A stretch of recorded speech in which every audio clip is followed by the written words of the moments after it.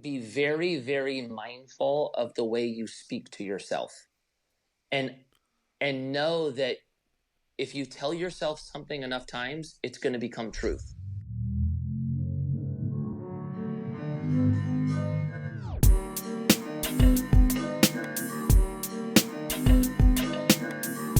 All right. There. Cool. And then recording here as well. Let's roll.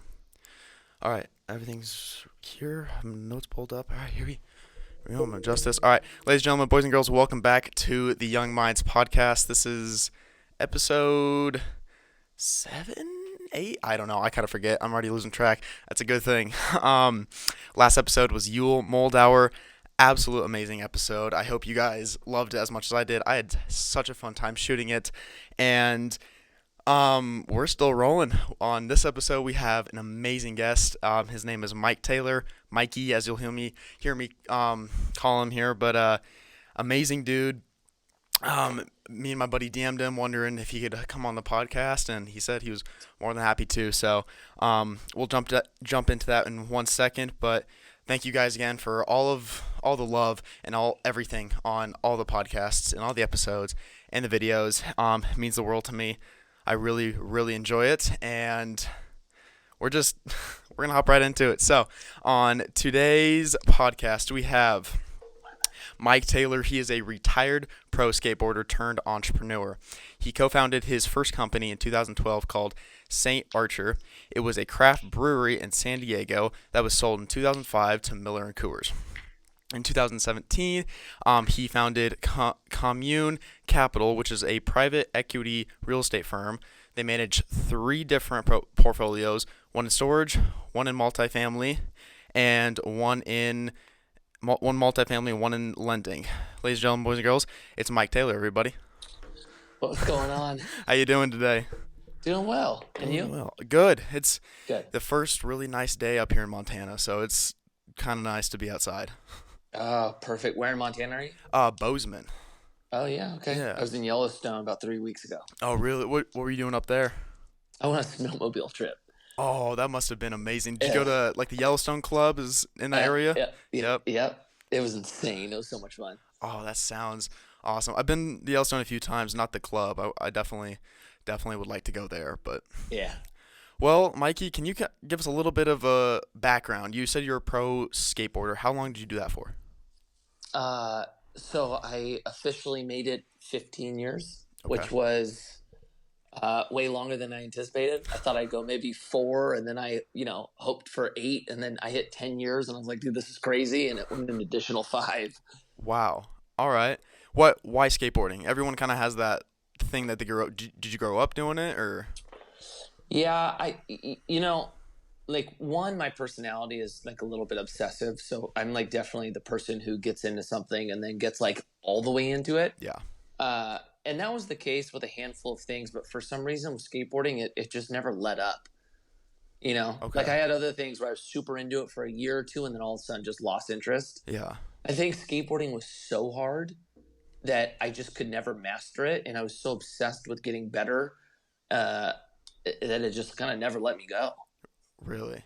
And I'm assuming you still skate to this day, not professionally, but I skate for fun, but not like I used to. Like, yeah. I went from skating like every single day, all day. I would not miss a day. Yeah. I'll skate maybe once a month now, maybe twice if I have a big month. Gotcha. Big month, but why skateboarding to finances to entrepreneurship, not like open your own skate shop or something? Like why like kind of the big dogs? Oh, it's a good question. So how it kind of happened was when I became a pro and I started making money, and it wasn't a crazy amount of money, Right. but I didn't really know what I was going to do after skateboarding. And when I decided to be a pro skateboarder, this was 20 years ago. So there was this idea that if you didn't go to college, you weren't going to be successful. Right. And I believed it as well. Like I was all in on it also. Yeah. And so I think I had a fear of what I was going to be afterwards. So I was a little bit I felt like, okay, if I was going to do anything, I just had to do it on my own. Yeah. I had somebody come into my life that started teaching me about money and finance and helped me kind of create disciplines from an early age. Okay. And then, once I got to the point of being pro for like 5, 6, 7 years, I just felt like the my sponsors held all of the control for my future. Like I got to be Wow. a Yeah. skateboarder because of them, and I have no idea how long I get to do it, but Yeah. they hold all of the power. So I became an entrepreneur just to try to take some of the power away from the sponsor and put it in my hands. Was really like it at the earliest phase. Wow. I've met a few people who skateboard. My buddy who actually got us in touch, Ryan, huge skateboarder as well, but he's kind of said the same thing. Like sponsors, they really hold control of you. Like Yeah. they're your financial like bank, and you don't have your own financial freedom. So you wanted to be financially free, basically. Is that what you're saying?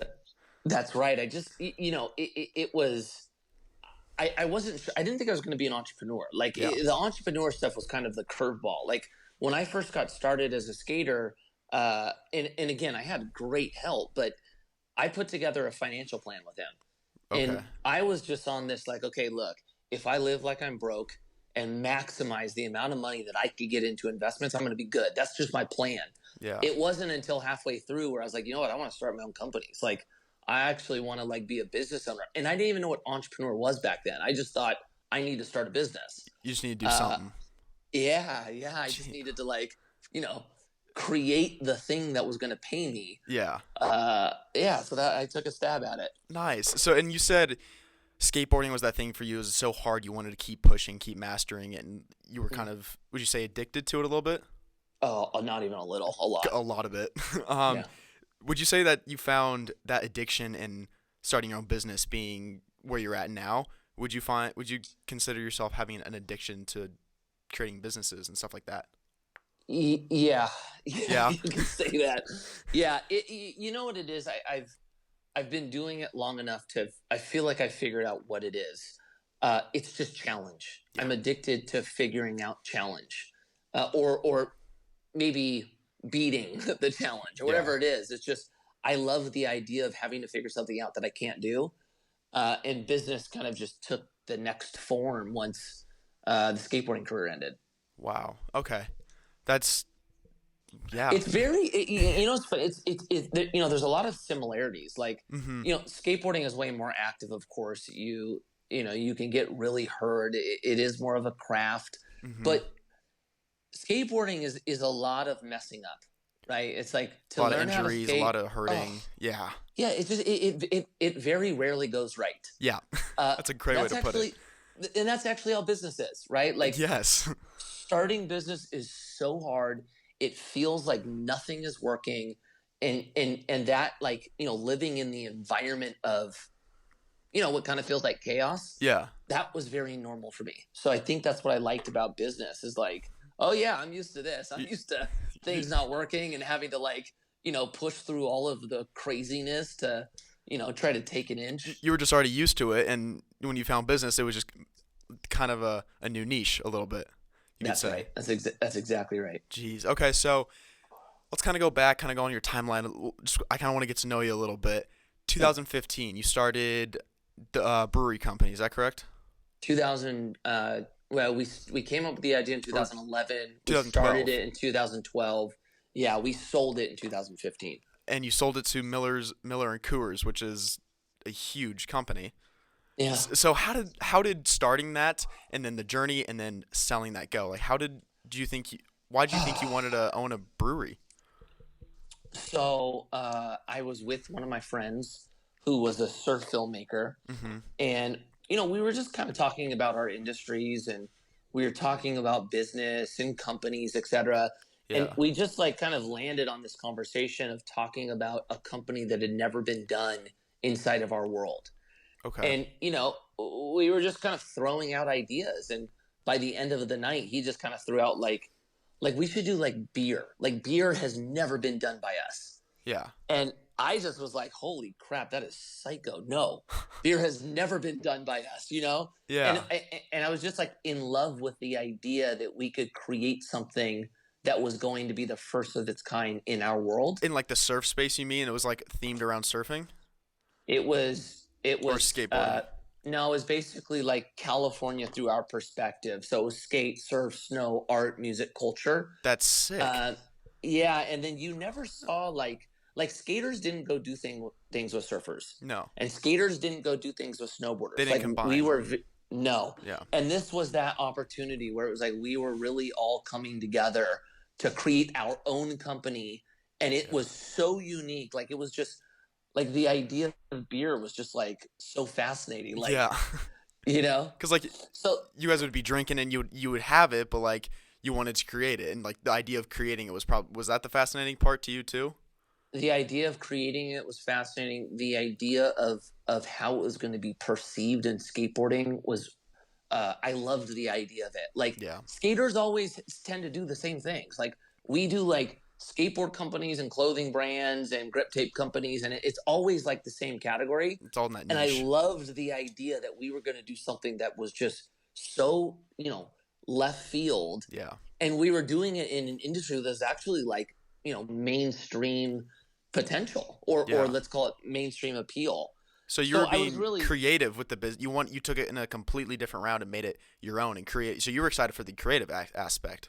I was excited about the creative aspect. Yeah, I'm a storyteller. Like Yeah, I love having to figure out how to communicate a message that is perceived well, and I just really like the element of building brand. yeah, And so with St. Archer, that was a big one. Was like, dude, how do we create the brand? Which I liked.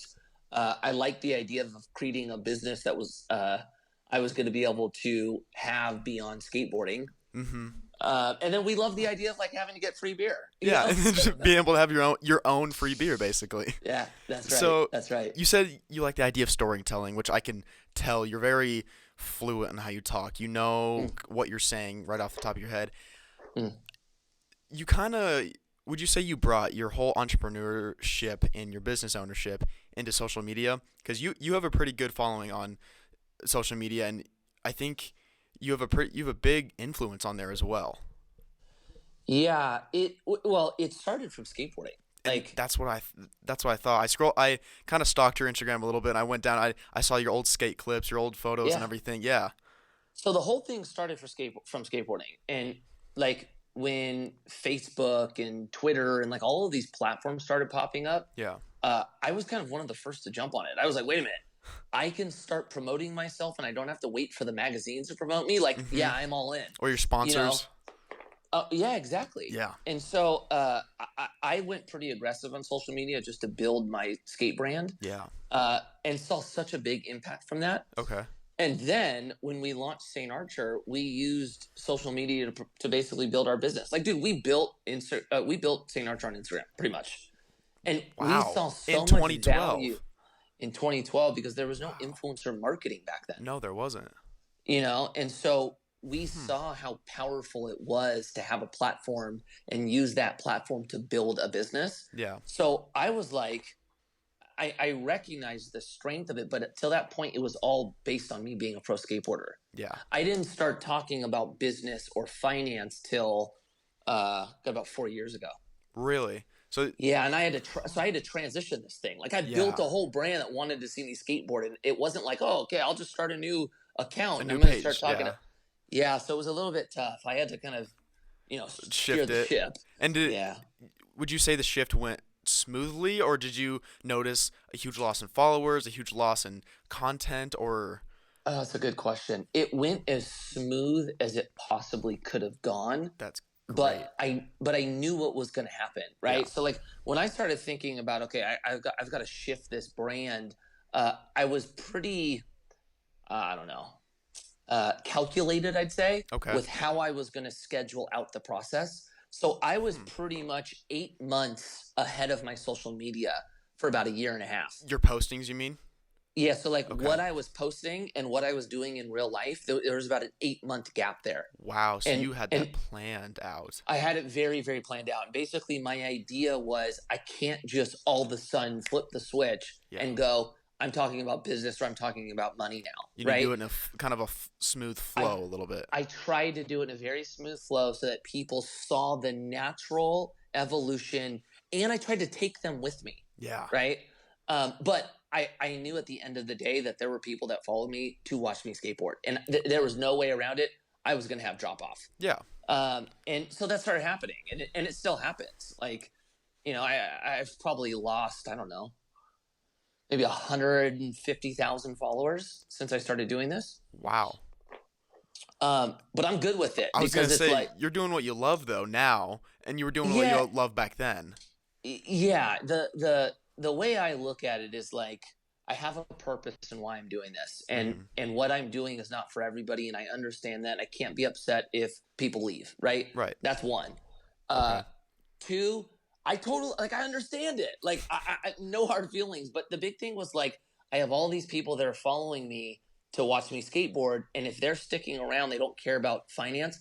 I'd actually rather them leave, Yeah. because having all these people here that don't give a shit, that's not a good relationship. No. You know? Okay. So, coming from someone who's done it well, what advice could you give to someone, me or someone listening or watching, if they want to change their niche, or if they really want to bring their niche like to the big dogs and just push it out as hard as they could, but in like an effective way to inspire people and, like you said, bring people along? What advice do you have for them? What can you tips and tricks, I guess? Okay, if to the first question, if you're going to transition a brand, or you're going to transition kind of a niche, the first thing is you have to you're going to have to stick with it. Like, Yeah. it is going to be a long time of brutal attacks at you, right?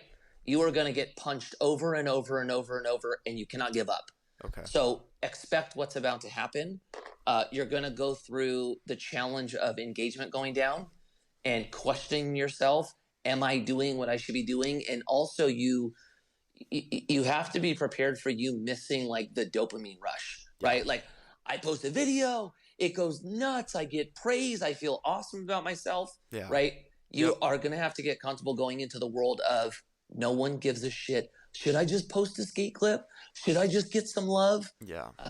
So you're really going to have to feel comfortable about what you're doing and be very clear that you're doing it for the right reason. Okay. As far as, getting this thing out here to the masses, And that's a pretty loaded question.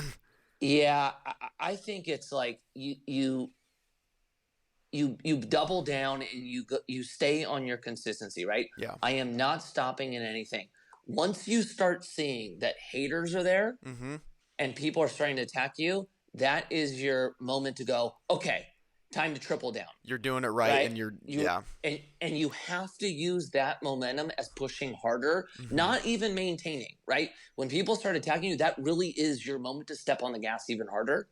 and go. So recognizing that, and then also I would say looking out for new platforms. Like, TikTok for me was really cool because that was the newest platform that came online as me not being a pro skateboarder. Yeah. Okay. So I had the opportunity to now build a platform from the beginning Yeah. versus transitioning all my platforms. Because I'll tell you straight up, transitioning is harder than building. No way around it. It is Really? It's very, very hard. Did you have you transitioned like from Instagram to YouTube, or were you already No. kind of on YouTube as well? No. What I mean is Okay. transitioning from being one thing Mm-hmm. and then becoming another and having the same audience participate in it Oh, is way, way harder than just starting a new brand. got it. You know, Yeah. so for example, TikTok, right? Mhm. Instagram, this is a good one. Instagram, I've lost 150,000 followers, and that's a net loss Mm-hmm. over the last, I don't know, 2.5 years, Okay. right? TikTok, I've gained about 400,000 followers in the last year, Wow. TikTok's right? crazy. It's the amount of give it an example is I posted a video last night. I'm already over at like 500,000 views on Right. TikTok. It's absolutely nuts, the algorithm they have. And that's how actually I discovered you. And then Yeah. my buddy was like, "Oh, I've known him for years on Instagram. I followed him when he was posting skate clips." And that was Yeah. right. Like it was crazy how like what you're saying is like it works, and like the consistency of posting is insane. Yeah. And it's like anything, man. It's like, you know, for a long time you're pushing, this thing up a mountain, Yeah. and you get to a point where you hit the top and then you get to go downhill. Yeah. Most people stop right before they get to the top. So it's just when I say commit, you're committing until it's working. That's it. Yeah.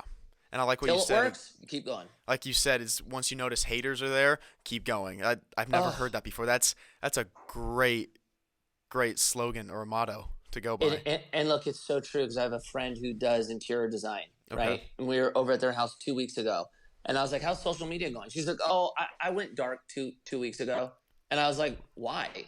She's like, "Well, I posted something, and then like these big influencers started attacking me, so like I turned it off," and I was Huh. like, "Whoa, no, no, no, no, no, no! That's the That is best where you time.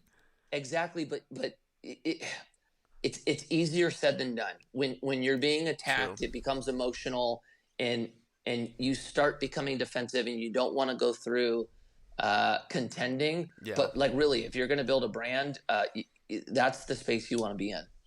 Wow. I'm gonna check the camera really quick, Go ahead, but go ahead, go ahead. wow.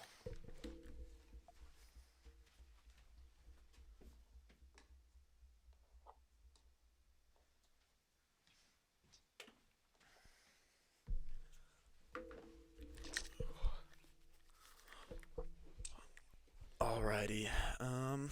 Cool. You mean the clap again? No, you're totally good. Okay. Thank you though. Yep. But so we're on haters. Double, triple down when the haters come. Perfect. We'll move on from that. Okay. I kind of want to move into your real estate Okay. endeavors and everything. Okay. How did you start that? Because you started that in 2017, you said? Mm-hmm. Okay.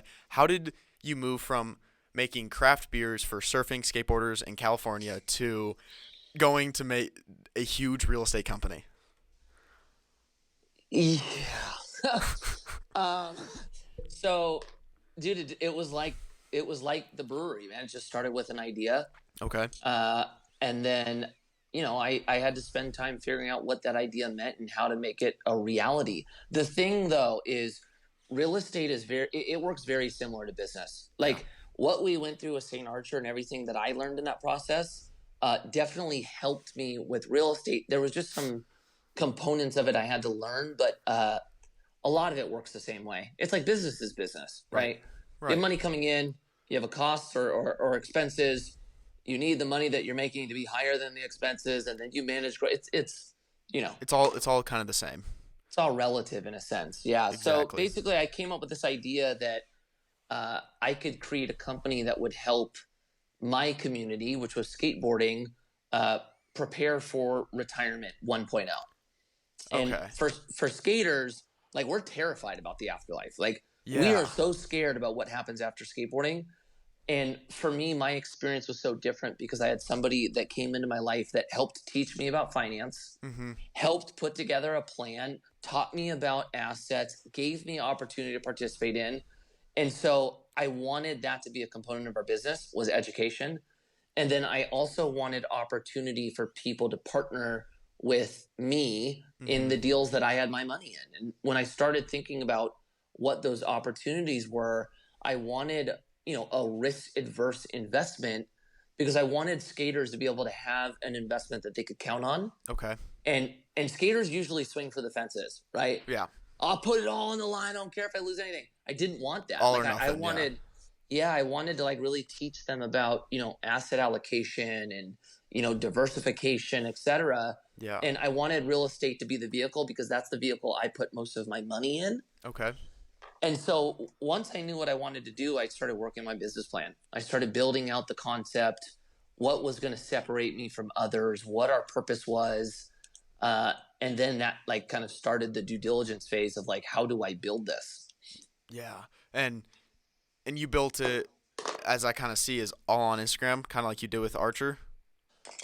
Yes and no. So Okay. basically, how we did it. Remember, I told you I was 8 months out on social content for than what I Yep. was doing in real life. Mm-hmm. So basically, I started the company. I actually brought the guy who came into my life that was teaching me about finance. Okay. He actually became one of my partners in the company. Really? Yeah, so I started the business with him, and I had three other partners. And when we started the company, we actually purchased our first apartment, went out and raised capital, started the business, the investment, everything prior to anything happening on social media. And that Okay. was opposite with St. Archer. And St. Archer, we started promoting St. Archer before we even had a brewery. Wow. So yeah, you've planned everything for all your social media. Wow, Yeah, yeah, that's yeah. genius. Yeah, yeah. So then it was like Okay. we started, and remember, like with St. Archer, I didn't have to worry about transitioning who I was on social media. You just started With it. I just started it with Commune. Yeah. It's like I had already started the business, uh, and I hadn't fully transitioned my brand in a sense over. Right. So that's why the delay happened. So that's what I'm saying. There was a moment where like I got to even, Yeah. like it was actually happening real time, and that was such a good feeling. That was like I so much bet it was. relief. Yeah. It Yeah, all worked together and it flowed together like perfectly and you're like, yeah, "Okay, now it's yeah. working." And you had that kind of relief. You said, "Yeah." Yeah, and I got to Wow. a point where like, posting something about finance started performing better than when I posted something about skating. And I was like, Wow. And you were yes. like that was like your success. Oh, Yeah, I bet that must have felt really good. super good. And okay, so you talk on your social media. I kind of view you, and I know a lot of people view you as a mentor or like like a speaker, like a Yeah. motivational speaker kind of, or and you give and you talk a lot to the, like young people, don't you? And kind of for like finances and everything. How did you why did you want to start that, and why did you want to do that? Was that because you started with making your finance company to skateboarders and you wanted to give that out to younger people? Yeah, basically it all started because I saw a need. Like I You saw saw a gap in the market. I saw a huge gap in the market, and it's not even a gap, dude. It's a freaking Grand Canyon. Like it Yeah. is so large, and the reality is, uh, most of us don't know about money. Most Yeah. of us are financially illiterate. Most of us have been taught, I think, on purpose to believe one way, and that way will not create success in any means. And so, Okay. because I saw such a problem, I just went, you know what? I've got to start basically talking about it. Like, how can I fix the problem? Like, if the school system's not teaching kids about money, then shit, man, I'm just going to scream it. I'm going to scream at it. I'm going to talk about it. I'm going to talk about it. And you're And gonna do it. hopefully, I can spark enough people to create interest to then more and more people start talking about it. And we can actually change this problem in front of us. That is, people are failing when it comes to finance. That's that simple. Wow. Wow. That's how did you find that gap? I mean, I know it's pretty huge. You said, but like you you weren't searching for it. You must have run across it somehow, some way. Yeah. Yeah. So basically, uh, like to give you context, when I told my parents I was going to be a pro skateboarder, they panicked. Okay. And my parents are who introduced me to Randy, who basically uh, became my big bro. He became my mentor. Got it. And he was the one that was teaching about money. And as he's teaching me, I'm going, oh shit, yeah, I probably would have learned this in college. Yeah. But because I didn't go to college, okay, I'm just going to learn it from him. Yeah. Right. Then to find out they don't learn this in college. Like people just never learn this at Right. all. And so I was like, dude, how is a skateboarder know this? And all of my friends that went to college don't, and Hmm. so I was just like, okay, there's a problem here. And then I just started talking to more and more people and saw major flaws in not only the way they perceived money, but the way money was communicated, even culturally. I started looking at Wow. like all of the influences in our life, right? Mhm. Music sets us up to fail financially. School sets us up to fail financially. Uh, there are so many. Social media now sets us up to Mhm. fail financially. So it was like Yeah. if every influential pillar in our lives is setting us up to fail, uh, that means there's a huge opportunity to be To change that. counterculture. That's right. Counter. That's right. Wow. Okay. Wow. Um, I kind of speechless after that. I don't know what to. Wow. So I posted a question thing on my story, and someone asked, and you've probably answered this 100 times, but I wanted to get like your first personal take on it. Um, what in the world is a Roth IRA, and where can a teen my Mm. age, 19, 20, start one? Oh, it's a great question. So a Roth IRA is a tax efficient retirement vehicle. Okay. And basically, what it allows you to do is invest into your Roth, and it's money you've already paid taxes on. So this is Okay. post tax dollars. And then in this vehicle, you can then invest in the stock market. You can invest in certain alternatives, and all of your gains are tax free. Okay. So you don't have to pay. You don't have to pay gains on taxes. Okay. Sorry. You don't have to pay taxes On on your gains. gains. Okay. Got it. Yes. So it's powerful. Now there's limits to it. You can only put, I think it's like $6,000 a year into it. Really? So yeah, you're Why are there capped on. limits? Well, I mean, dude, if all of your gains could be tax Oh, free, then yeah. I we'd be doing a lot. a You lot know? more. I guess that. Yeah. Huh. Okay. Yeah, and then they also That's cap it yeah. too, like from a salary standpoint. Like you can earn so much money that you don't get to participate in Roth IRAs anymore. Really?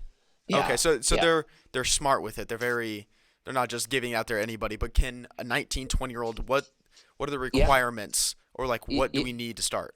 Yeah, so 19-year-old can. Hmm. If you're younger than that, you can look at like a custodial IRA. Okay. But for you, so you basically, if you want to start a Roth IRA, you would go to a brokerage. You could go to Schwab. You could go to Fidelity. You could Okay. go to Ameritrade, and basically open up a Roth IRA. Okay. And they'll ask you questions. They'll help you create kind of a risk profile, All right. and then you fund it, and then you allocate those dollars to go towards investments.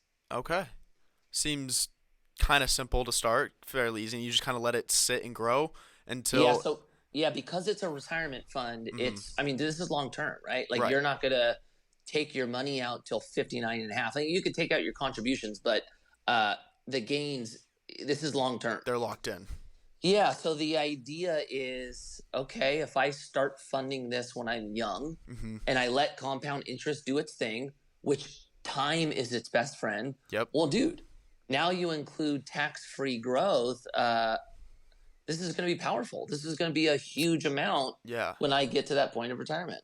Wow. Okay. So would that be something you would recommend to younger generations, kind of like me, or is there a different account or a different setup that you would recommend? You just recommend Yeah, besides that? yeah. So typically, like, there's so the conversation is always like 401k and Roth IRA, Yeah. right? Hmm. And 401k is a retirement plan that is offered through your employer, Okay. and it's different in the sense of they take dollars pre-tax, Okay.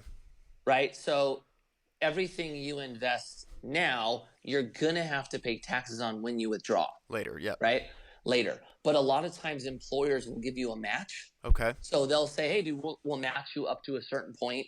And so kind of the rule of thumb is hit the employee match, because that's a guaranteed 100% return, Okay. right? Right. And then if you want to invest anything beyond that, then put that into a Roth. Okay. That's kind of the rule of thumb. That makes sense. Okay. So either one you would kind of say is a safe bet to go with. Um, well, yeah, it's tax efficient, which is good about it. That's what's Right. good about it, right? The Why people don't like it is your money's locked up. Yeah. You can't take When it to you like pay out for a house or something. Yeah, when your investments start paying out, you don't get to realize those gains. They stay in the account. Okay.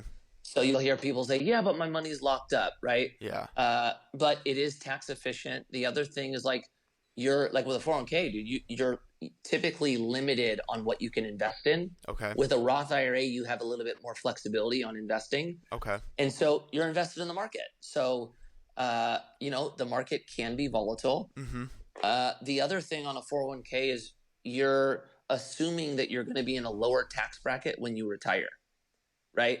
Okay. Because Yeah. think about it, man. Like, Yeah. your highest earnings are typically like in your 40s, right? Mm-hmm. And the idea is, well, when I retire, I'm not going to have as much income, so I'm going to pay less on taxes when I start pulling it out. Okay. But that's a variable. That doesn't mean that's going to happen. And so there's, like anything, there's pros and cons. Okay.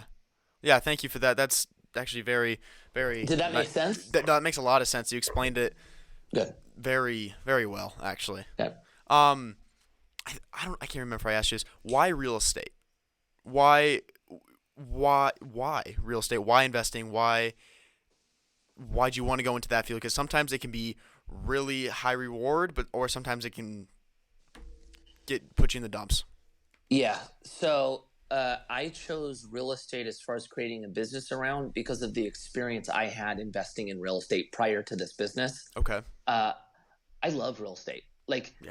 it's so simple to understand. And I think that's why I liked it in the beginning. It was like, okay, I buy, let's say, an apartment building, right? People need a place to live. Yep. If I buy an apartment building in an area where there's not a lot of living, Mm-hmm. there's going to be demand. I'm going to be able to fill it up fast. Maybe charge a You know, little extra for rent. that's right. And this part was always easy for me. Renters basically pay for that. That becomes your income, right? Renters Yeah. pay you to live there. There's other income that you're able to generate. That becomes your gross income, right? Yes. Then you have your expenses. Then you pay your debt, and then there's money left over. And It's all of that cash flow, I is get to yours. see every month, right? Yep. I love that. Like, ooh, I get to count on this being there. So it's a simple I layout. It's a very simple layout, Yeah. right? You get cash flow, you get appreciation or the potential of appreciation, and you can take that in the form of a cash out refi, or you can sell a property. It was very simple for me to grasp. And there was a lot of different. Would you say like avenues you could go down? There's like different instead of There's just investing, you could buy and flip houses and stuff like that. there's so many different strategies. There's so many different asset classes. Yeah. I'm a long term investor. Like I never did flips with real estate. I love the idea that I can invest in an asset, Mm-hmm. receive passive income, and have upside and appreciation. I'm into that. Okay. The other thing about real estate is it's tax efficient.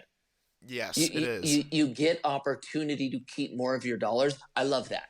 And then at the end of the day, it was the asset that like always paid out. Yeah. It was very constant, you know. So Huh. I didn't see these gnarly swings like I did in the stock market. I didn't see volatility. It seemed like it was very slow Mm-hmm. to react to change, and I like that. That was comforting for me. I bet it was. So you always thought of it and always saw it. It was just slowly, kind of always climbing up. Would you say? Yeah, in the beginning, that's how I saw it. When I Mm-hmm. started understanding things like forced depreciation, Yep. that you can go in with a business plan, implement that plan, and actually drive the value up yourself, Yeah. then it became a different game for me. It became more fascinating. Wow. But Okay. but I like the game of long term. Yeah. I don't like the flipping. You're buying and holding it until either you die or you want to buy or want to sell. Yeah. Got it. Okay. I'm gonna check the camera really quick, but wow. Go. Yeah. Yeah.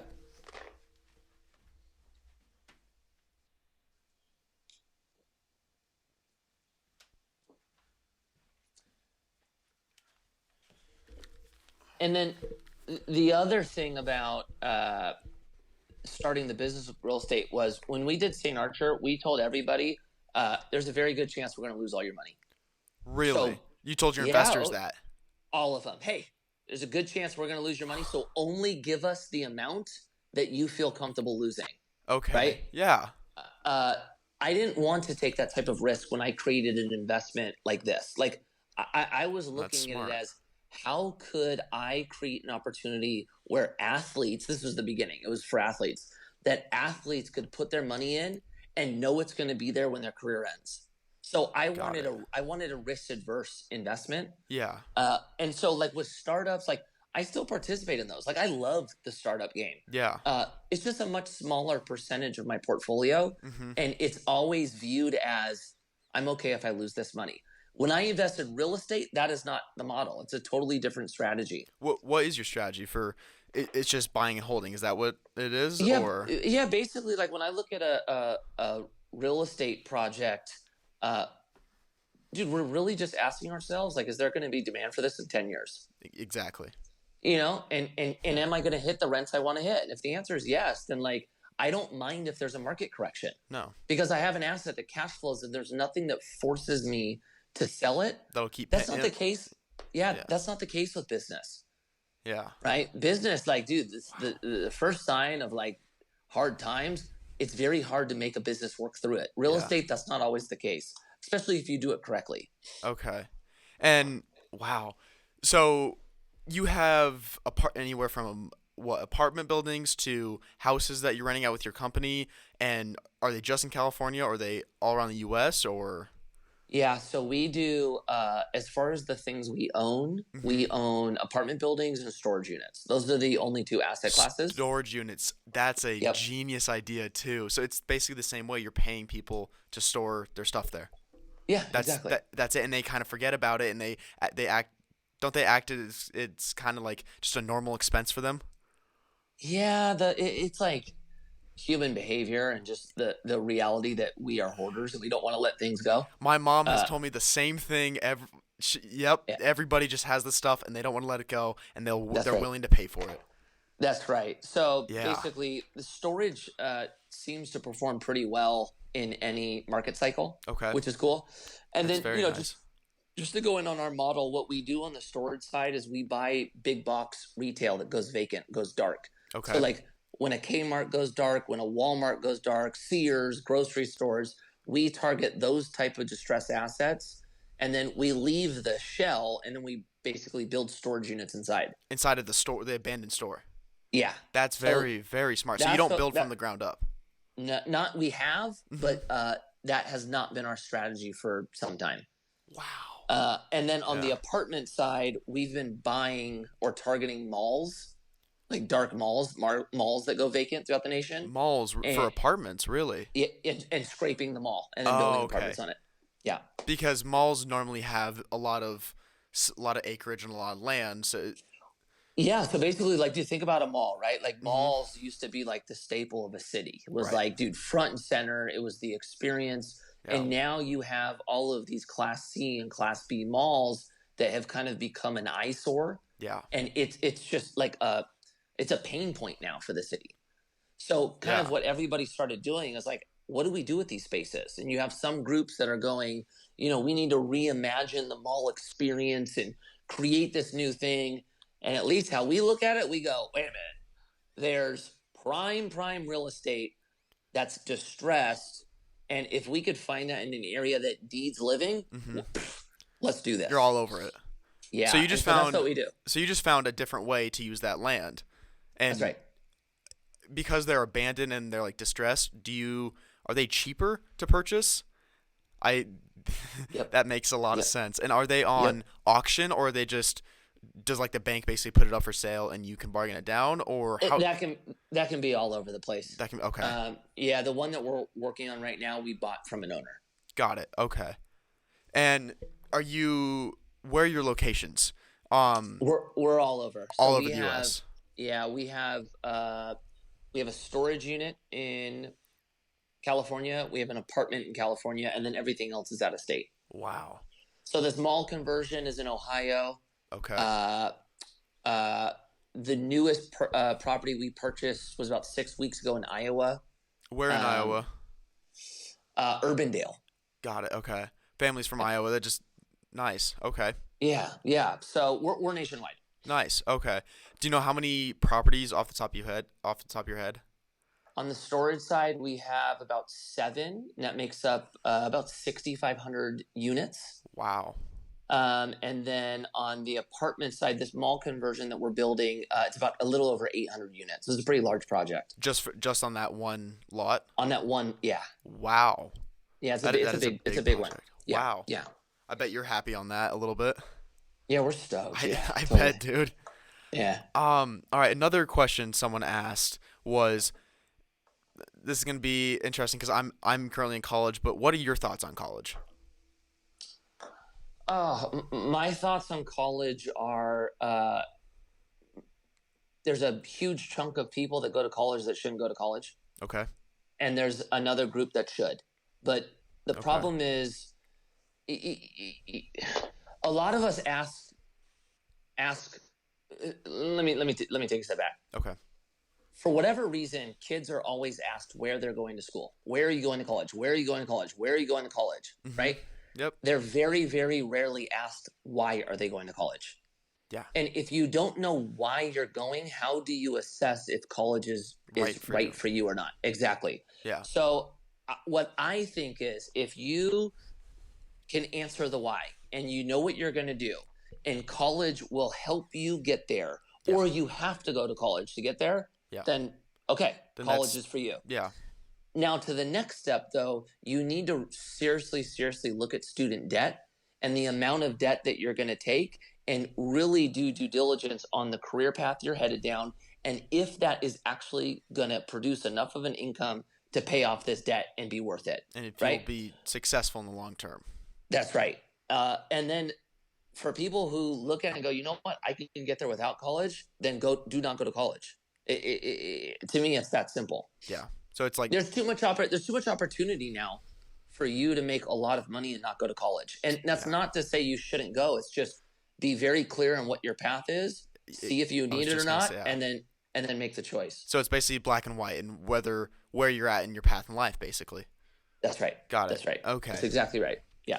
Um, that was very well said. I've never heard someone say like no one's been asked of why. That's a very Think about it. I was never asked why. I was always asked where. That's right. Yeah. Wow. Yeah. Okay. Yeah. There's still this kind of stigma, I think, that like uh, parents are still really heavily driving their kids to go to a college, Yeah. and not even that, they're driving them to a specific college, right? Like I went to the school, you need to be a part of this, and that's a little bit dangerous because one, the college might not be for them. Two, that might be an expensive college, and now you're doubling down on I shouldn't go to college and I should never have taken out debt to go there. Yeah. And it's all to please the parents. And because they want to be like a third generation at like Stanford or something like that. Yeah, and I think it's like, dude, it's hard. Like I'm a parent now. Like I know what it's like to want what's best for your kid, Yeah. but also like, dude, we all are challenged with ego, and I think for parents, like you have to start becoming comfortable telling your friends, yeah, my son's going to trade school. Yeah. Or I know so many people who did. He's going to community college. Or you know what? He's not going to college. He's on his own path. He's starting his own business. That's right. Wow. That's right. Wow, we've been chatting for 47 minutes and it's been very inspirational and motivational. So thank you for this, Mike. I appreciate that. Is it Mikey? Is it Mike? Do people kind of whatever? Okay. Yeah. I asked this on everybody. I asked this an Olympian on last episode, and I want to ask you this too. What is a bright light advice or something that you can give to listeners, people my age, people older than you, younger than me? What's something that you want them to walk away from after watching or listening to this?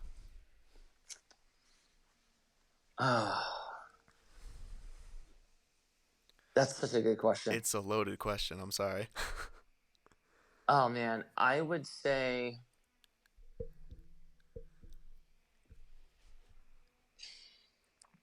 let me gather this so it comes out correctly.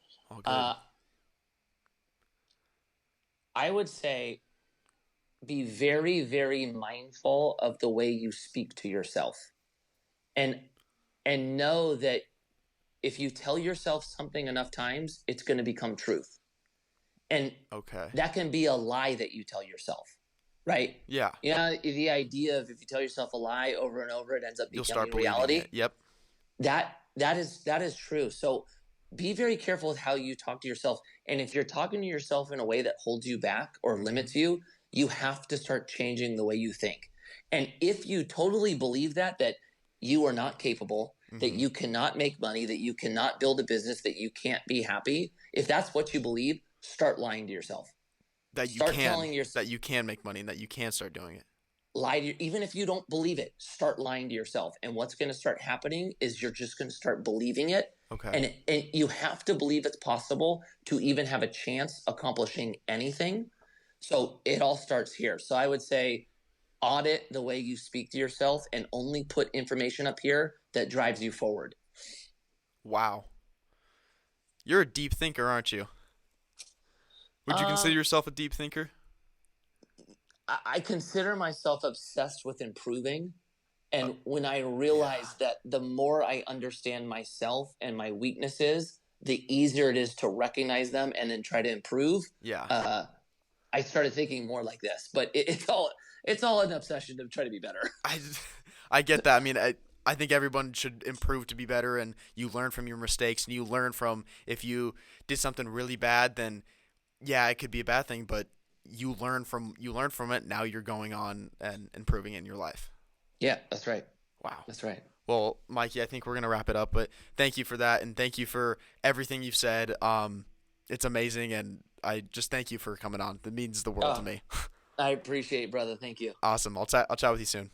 All right. All Talk right. soon. Bye. Bye. Alrighty. Let me stop that.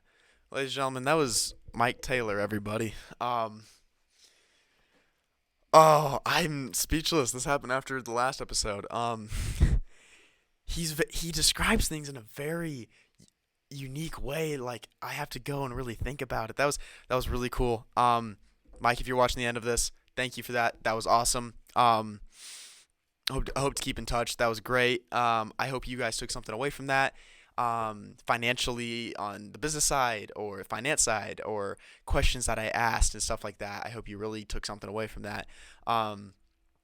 Or just enjoyed listening to it. I enjoyed chatting with him. That was my very first time meeting him ever. Really, really enjoyed it. Thank you again for that, and thank you Ryan for hooking it up once again. He hooked up Yule Moldauer, and if you haven't seen that episode, go check that one out. And he hooked up this episode as well. So thank you for that. Yeah, that's a wrap for me. I hope you guys enjoyed it. I loved it. Definitely put some things in my head that I'm gonna think about. That last piece of advice he gave was start lying to yourself, even if it's a good thing. Or yeah, wow, that's amazing. I'm I'm speechless. Anyway, thank you guys for listening to this episode, and we'll see you guys in the next one. Don't forget to like and subscribe. That'd mean the world to me. Leave a review. That'd be amazing. And if you like this, you can share the podcast. That'd be amazing. But I will chat and see you guys next week. Peace out.